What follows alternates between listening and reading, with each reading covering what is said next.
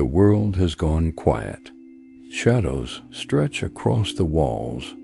Let your thoughts grow soft. A story waits in the stillness. If it brings you peace, like, subscribe, and tap the bell so you never miss a night. Now let the story find you. Salt clings to your skin. It dries in white patches on your arms as the sea breeze runs gentle fingers through your hair. The dock creaks under your feet as you finish tying off the boat, the last rays of sunlight painting the rippling waves gold.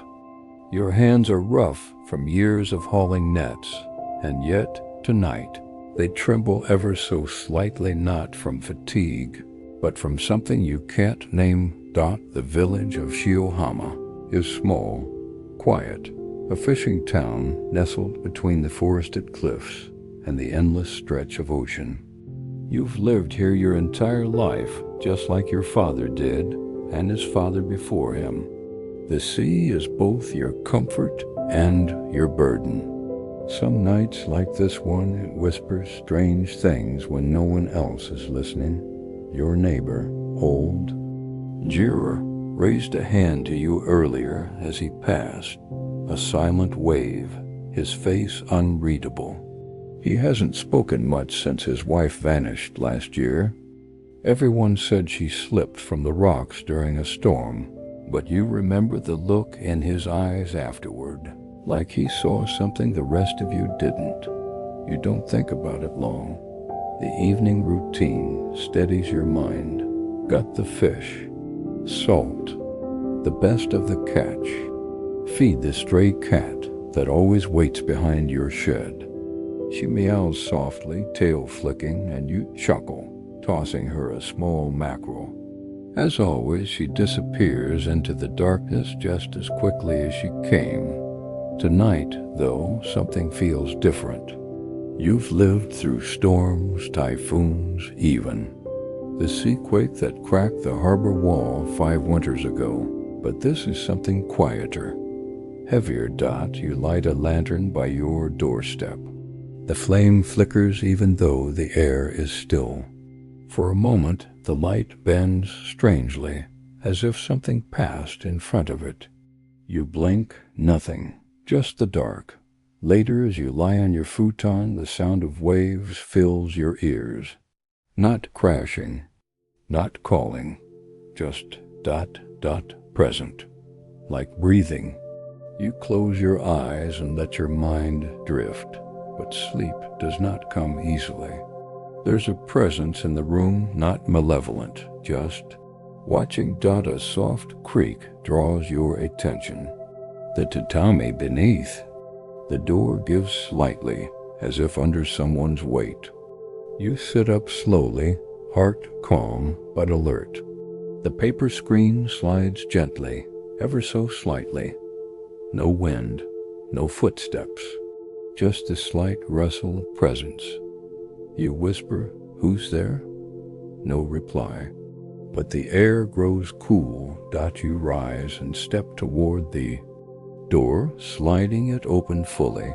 Nothing. Only the moonlight spilling across the porch, the distant cry of a night heron, and the scent of brine and pine needles. You stand there longer than you need to.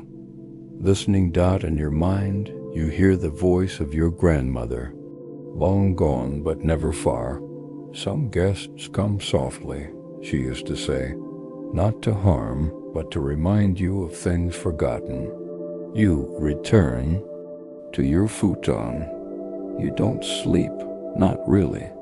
You drift somewhere between waking and dreaming, where images flow freely and time becomes syrupy. You see the sea glowing white under a moonless sky, and a figure walking on its surface, not sinking, not floating, just walking as if the water remembers how to carry someone. By morning, the feeling fades but doesn't vanish. It tucks itself into your bones. At the dock, your boat rocks gently, waiting. You untie the moorings and push off. hands steady on the tiller. The sea is calm. The clouds are soft. Everything looks normal, but you can tell the difference. The seagulls don't follow you out today, not an hour into your route. You reach the fishing grounds. The net goes overboard with practiced ease. You wait. You hum the old song your mother used to sing, something about lanterns and lost paths. The melody winds through the breeze dot, and then you feel it dot. The net tugs sharply, too sharply. You pull, expecting a heavy catch, but it doesn't move the way it should. It's not fish. It's not seaweed. It's not even caught on rock dot. It pulls back. For a moment, the sea hushes. You're alone, surrounded by glittering blue, sun overhead, and something unseen beneath. Not threatening, not hostile, just curious. You let go of the net. It sinks slowly, swallowed by the water, but you don't fish the rest of the day. You just sit there, drifting, watching the horizon, feeling something just beyond it watching back. When you return to the dock, the cat is waiting again, but this time she doesn't meow. She just looks at you, then turns and walks away. You don't follow. You just stand there, the wind brushing against your cheek like the hand of someone long gone, and wonder what exactly came back with you from the sea. The next morning begins before the sun. You wake with the quiet certainty that something moved outside your window, though there's no sound, no footprints, just the memory of a dream that slips through your fingers like sand. The sea still clings to you. It's not the salt or the scent, no, it's heavier than that. It's in your chest, behind your eyes. You feel as though you've brought something back from yesterday's voyage. Not a thing, not even a presence, just a question that won't go away. You go about your morning as usual. You sweep the porch. You check the nets. You greet the old widow across the road who sells dried squid and never misses a chance to offer you one. She tells you your eyes look different today, and then with a chuckle, blames it on your bachelorhood. You smile, but it doesn't reach very far. The wind is calm, the tide obedient. Yet as you untie the boat, you hesitate. That feeling from yesterday hasn't faded. It waits just beneath the surface, like something half asleep and dreaming of you. You row out farther than usual, past the small cove where you used to dive for sea urchins as a child. There's a quiet there that feels ancient, older than the cliffs that rise above it. You remember your grandfather warning you never to cast nets here, not because it was dangerous, but because the sea has memory and she dislikes being disturbed. You let the oars rest and drift. Something shifts beneath the boat, not a wave, not a fish. A tremor, a ripple, like breath drawn in. Then you see it only for a moment, and only if you were really looking.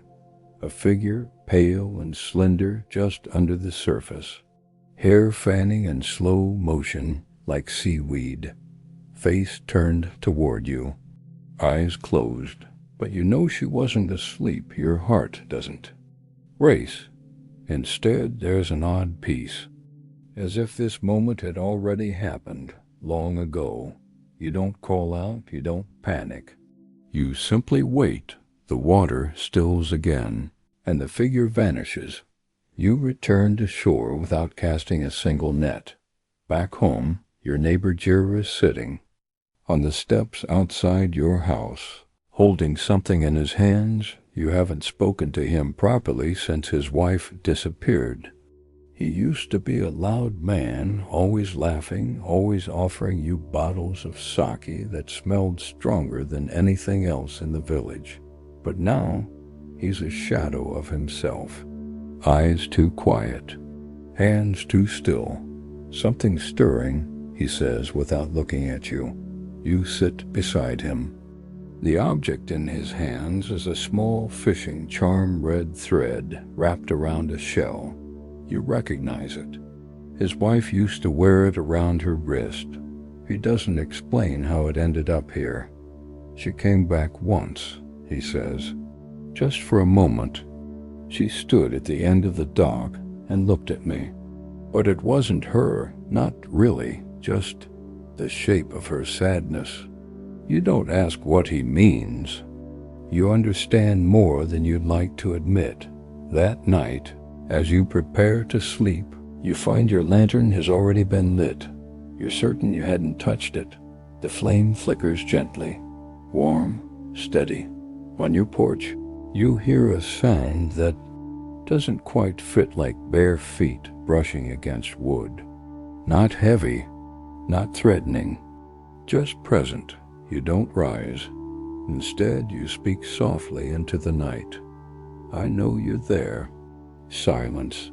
Then, from the darkness, a whisper, not words. Just the hush of someone listening. A hush that slips into your dreams like smoke curling.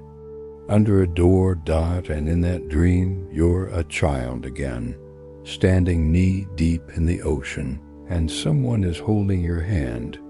A woman. Her face is soft, but her eyes are full of sorrow. She doesn't speak. She just looks past you, toward something coming, something slow and inevitable.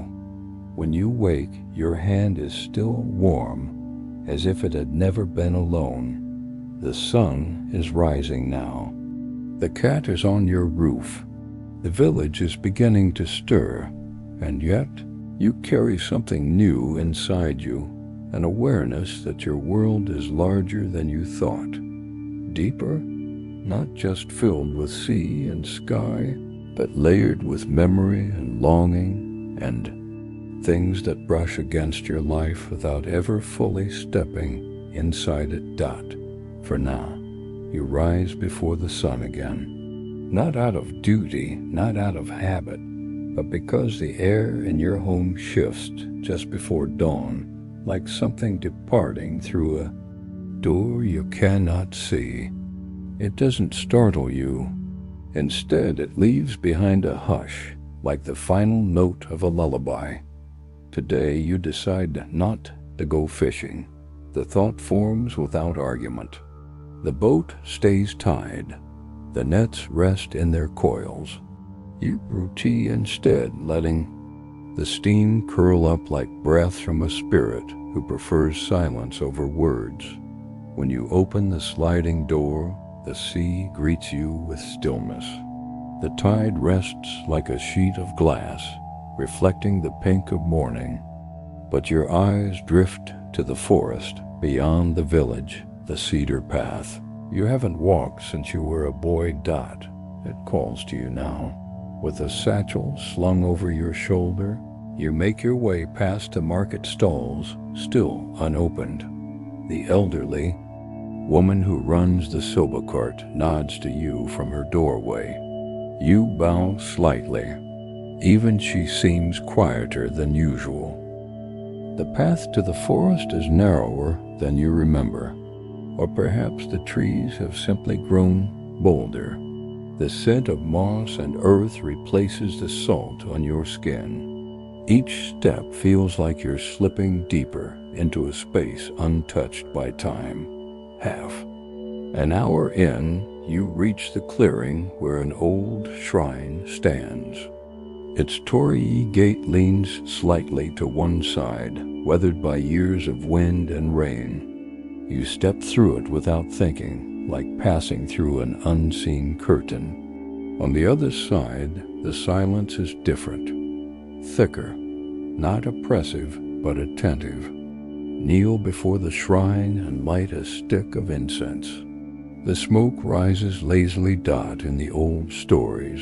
The fishermen used to come here when their nets pulled up more than fish, when they saw shapes in the water, or heard their names whispered from beneath the waves. Offerings were left, not for protection, but for respect. You leave a folded paper crane at the base of the shrine. Your grandmother taught you how to make them. She said they carry prayers the mouth cannot speak. Dot, as you rise, something catches. Your small lacquered comb, half buried in the moss. You pick it up carefully. Its teeth are fine, too delicate to belong to any villager. You brush off the dirt. The wood is dark and faintly carved with waves. Dot, it shouldn't be here. Yet, it feels like it's been waiting for you. That night, you set the comb on the table by your futon. You light the lantern, though you don't remember doing so. You leave the screen door open just a bit.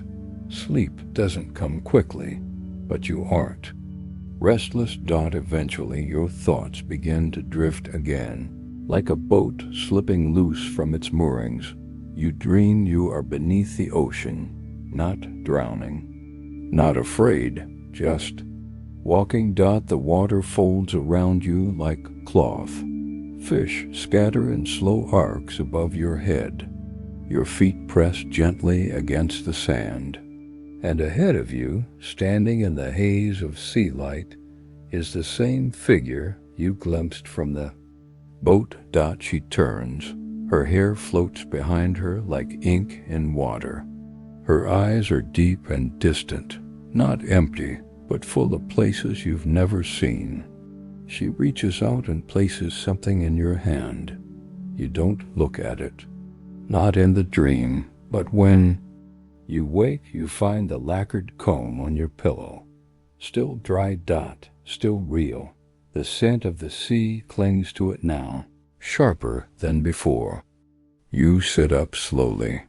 The room is quiet, but the hush is no longer strange. It's familiar, like someone waiting politely to be acknowledged. You whisper into the stillness, "Are you lonely?" No answer, but somehow you feel the question echo not from the room, but from within.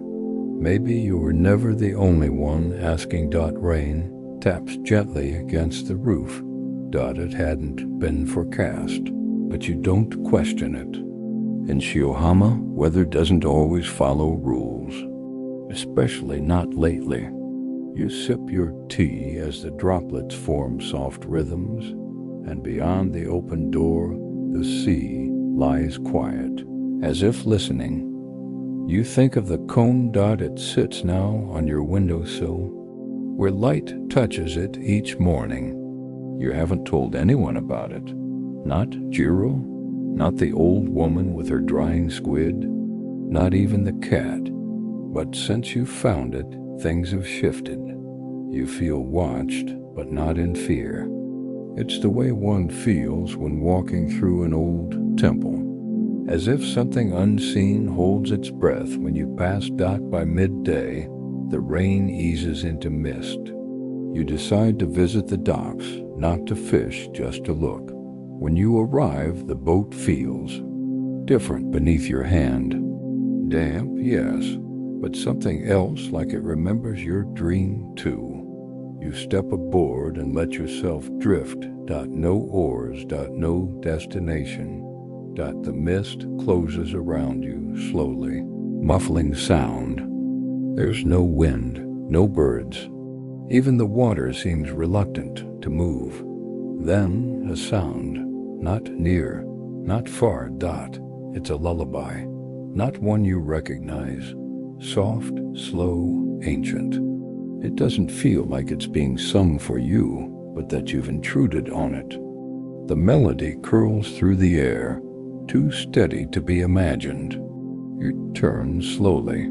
She is there again, not beneath the water this time. She sits at the edge of the boat, feet tucked beneath her, hair trailing over her shoulder. Her face is calm, not smiling, just present. You don't move. The sea doesn't move. She raises one hand, not in warning, not in greeting, just holds it there, palm open, as if remembering the warmth of something long gone. You find yourself speaking, though your voice is hushed. Why me? She tilts her head slightly. The comb lies in your pocket. You hadn't brought it. But here it is, resting in your palm. You look down, confused. When you look up again, she's gone. The boat rocks gently, as though releasing a held breath. The mist begins to lift, and the gulls return. You dock in silence, stepping onto the weathered boards. The scent of wet wood and old rope fills your lungs. The village is waking again. Familiar voices, footsteps, life, but you remain still. That night, the wind returns. It whispers through the trees and rattles the edges of the roof. You lie awake, listening, not for her, but for something else. You dream again, not the ocean this time, but the shore. You stand in a place you've never seen, yet somehow know. Dark sand, tall stones like broken teeth rising from the earth. And there she is, standing where the waves kiss her feet, watching the horizon. She doesn't turn, but you walk to her. You stand beside her for a long time, then she speaks. Her voice is soft, the way silk slides across wood. But it's not her words that stay with you. It's her eyes when she finally looks at you. She is not lost, she is waiting. You wake with the sunrise warming your skin. You sit up slowly, the dream lingering like mist in your lungs. The room is still. The lantern has burned low. You reach for the comb, but it's no longer in the WINDOWSILL. Instead, it's on the floor beside your futon, resting beside a trail of water that leads to the door. Footprints. Bare. Small. Still. Wet. You don't speak of the footprints. Not to Jirō. Not to the shrine. Not even to the sea. You simply wipe them away with a cloth soaked in silence, heart thudding like a drum heard from underwater. The wood beneath them feels colder than the rest of the floor. But you say nothing. Instead, you make breakfast. The same rice, the same miso, the same pickled plum. You eat slowly, watching steam rise and curl into shapes that vanish too quickly to understand that the cat doesn't come today. You wait for her, bowl in hand, but the porch remains empty. The village seems to know something too. Conversations lower their voices when you pass. Children run more quietly through the alleys. Even the old shrine bell, which usually rings on breezy days, stays silent. That afternoon, Jirō appears at your door. He doesn't knock, just stands there like he used to when your father was still alive. He holds a fishing rod, not for you, but for himself. It's dusty, barely used. I want to go out, he says, eyes on the sea behind you. You don't ask why. You nod. The two of you row out in silence, the oars dipping into water smooth as silk. He doesn't speak for a long time, not until the cliffs are far behind and the village has vanished into mist. Then, he says, she used to hum. All the time. You nod. I still hear it sometimes. Usually before I fall asleep. The silence that follows isn't uncomfortable. It just is. You drift, the boat rocking gently. He casts his line. You don't. I found her shoes, he says. After a while, still lined up on the porch, as if she just stepped inside to grab something. You glance at him. His hands are steady, his eyes fixed on the horizon. I thought I buried the grief, but maybe I just buried the questions. A small splash, a pull on the line. He doesn't reel it in. I saw her, he adds, quieter now. Last winter, at the shrine. She was brushing her hair. You don't answer. He doesn't expect you to. When the sun dips, you row back. The village reappears, smoke curling from rooftops. Life unchanged. But you somehow are not the same. That night, you leave the door open just slightly. You place the comb in the center of the room on a folded cloth.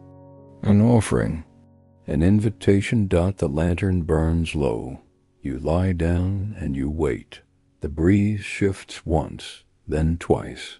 Then you hear it, the soft rustle of silk, the creak of the floorboard near the door. Bare feet again, and breathing, faint, calm. Don't open your eyes.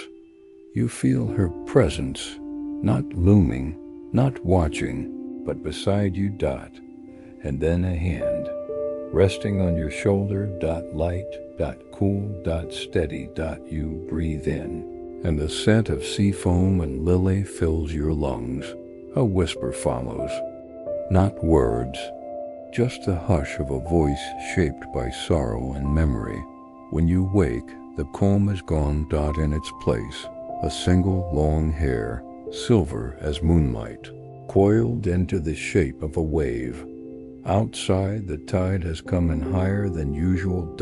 It reaches the steps of your home, but it leaves no footprints this time. The tide does not retreat the next morning. It lingers at the edge of your doorstep, as if undecided. The village wakes, as it always does, buckets clanging, fishermen calling to each other, but their eyes glance more often toward the sea now. Something unspoken floats between greetings, trailing behind them like fog. You pour water for tea. The steam dances upward. For a moment, you swear it forms the shape of a face, soft, round, eyes lowered, but then it vanishes. Your hands hesitate over the cup. Not out of fear, out of recognition. You know her now. Not her name, not her story, but her sadness. It pulses in the quiet places, in the folds of your futon, in the creak of the porch at night. In the shadow, your lantern never quite reaches. Jirō visits again that afternoon. He doesn't step inside. She followed you home, he says, voice flat, not accusatory. Just fact. You nod. He pulls something from his coat pocket, a small square cloth. Inside it, he unwraps a seashell, smooth, pink-veined, and cracked along one side. She gave me this long ago, he says, holding it between his fingers like something delicate. Before she was gone, told me to return it if I ever heard the sea singing. You watch the shell. You don't hear the sea sing, but you feel it hum, somewhere in your chest. He places the shell on your porch and leaves without another word. That night, the wind returns, but it isn't cold. It wraps around your home like a shawl, protective, familiar. You light the lantern without thinking. Fold the cloth again. You do not wait for her. You simply continue your life, knowing she is part of it now. And she is. You see her sometimes, not with your eyes, but in the rhythm of the waves, and the way the cat who has returned stares at the empty corner of the room, and the scent that clings to the air after your dreams fade. In those dreams, you no longer walk alone. You and she move together through places that don't exist in daylight. A temple beneath the ocean, rooms filled with floating lanterns, cliffside, gardens that bloom only when you speak. She never tells you her name, but she holds your hand, and when she smiles, something inside you quiets. One evening, as the sun drips gold into the horizon, a child from the village runs up to you with wide eyes. "Mister," he says, breathless, "is your wife the one with the long hair? The one who stands on the rocks when the moon's out?" You crouch beside him. "What did she say to you?" He shrugs. "Nothing. Just looked at me, but not scary. Like she was making sure I got home safe." You nod. The child runs off. You return to your porch and sit in silence until the stars appear. She is close now. Not every moment, but often. You stop locking your doors. Stop lighting the lantern. Yourself. Some nights it glows before you even step inside. And once, just once, you find an old poem written in delicate brush strokes on rice paper, laid neatly atop your pillow. You do not know where it came from, but it smells faintly of sea salt and plum blossoms. You read it aloud. Slowly. It speaks of a soul who waits where the water meets the sky, longing not for return, but to be remembered. You fold the poem, keep it close, and begin to write one of your own. You write only at night now, not because the day isn't kind, but because something in the darkness invites truth to the surface. You sit by the open window, brush in hand, ink like tide water pooling in its dish. The paper lies still. Your words come slowly, like footprints across sand, gentle, deliberate. Each poem you write feels less like creation and more like translation, as if you're not writing your thoughts, but remembering hers. The sea is changed to not its color, not its tide, but its rhythm. It breathes differently when you're near. You notice how the waves pause slightly when you exhale, and how the wind curls around your eaves as if listening for your next word. She no longer waits to be seen. She's simply there. You never speak aloud, but you sense her approval in small things. The way your tea never cools too quickly, how the doors never creak when they open, how your old fishing rod, unused for weeks, no longer rusts in the corner. One morning, the village priest visits. He wears his travel robes, his face kind but lined with concern. He sets his sandals neatly at your door and bows low before stepping inside. "The elders say the tides are behaving oddly," he says, accepting your offer of tea. "They wonder if something ancient has stirred." You nod. He sips quietly, his eyes drifting to the shrine charm you've tied beside the window. His gaze lingers on the brush and ink you've left out, then to the folded poem sitting on your table, written in a hand that is not yours. "You've seen her," he says, not asking. "Just knowing she's not angry," you reply. He nods. Again, this time more slowly. "No, but she remembers." He leaves you with a single offering candle and a folded piece of silk, once used in ceremonies for spirits without graves. You accept both with a bow. That night, you walk alone to the sea. The candle flickers in your hand as you reach the rocks at the edge of the village, the same rocks the child had mentioned. The wind is still. The moon is shy, peeking through clouds like a watcher behind curtains. You place the silk on the stone and light the candle. Its flame dances but does not falter. She's not lost. You whisper to the night, and then a ripple in the air, not cold, not warm, just present.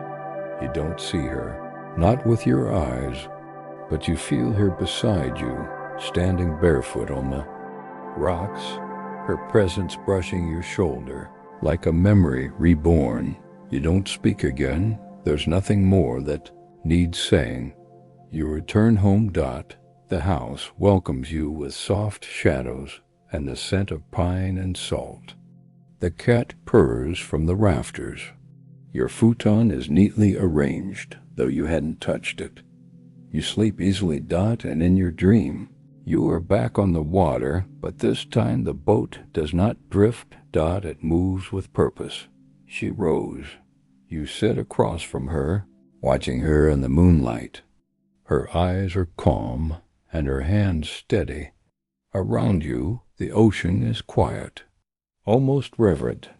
She does not speak, but as the boat moves farther from shore, you understand she is not leading you away. She is showing you how to return when you wake. The scent of lily lingers on your pillow, and from somewhere near the door, the soft creak of floorboards. Not departing, but waiting. The village prepares for the festival.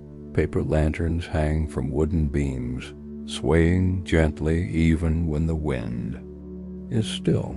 Children run barefoot through the dust, their laughter trailing like ribbons. Drums echo in the distance, slow and steady, mimicking the sea's heartbeat.